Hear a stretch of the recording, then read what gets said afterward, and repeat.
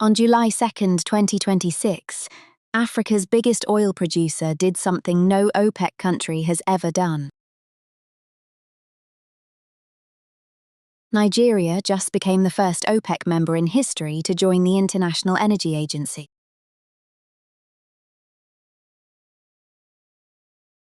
Here's why that's not a betrayal of OPEC. It's a power move. The IEA Governing Board unanimously approved Nigeria as its 14th associate member and the 6th African country in that program. The IEA was founded by oil-importing nations after the 1970s oil crisis, historically the opposite team from OPEC. Nigeria doesn't get full IEA membership that's reserved for wealthy economies, but it gets access to the agency's market data, forecasting tools, and energy security expertise. Without the emergency oil stockpiling obligations full members carry. Nigeria's petroleum minister framed it as strengthening the country's decade of gas push, turning gas from an export commodity into fuel for domestic industry, fertilizer plants, transport, and clean cooking. Here's the part most people miss.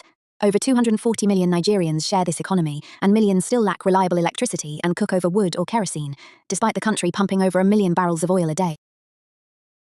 Here's the part nobody's saying out loud. This isn't Nigeria picking a side. It's Nigeria refusing to. OPEC gives Nigeria leverage as a seller. The IEA gives Nigeria credibility with the investors and banks who fund the pipelines, refineries, and power plants Nigeria actually needs. You don't get billion-dollar energy infrastructure funded on OPEC's word. You get it funded when the world's most trusted energy watchdog vouches for your numbers. This is Nigeria buying a seat at both tables at once, and it's a playbook every other oil-producing African nation is now watching closely. But there's tension underneath this.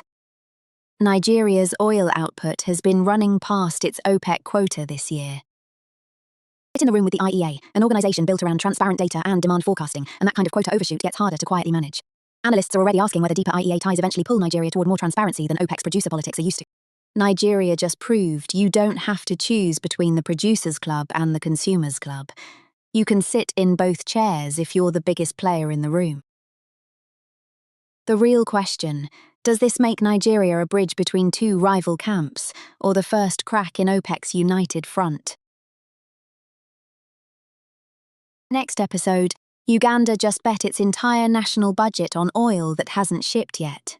That's next.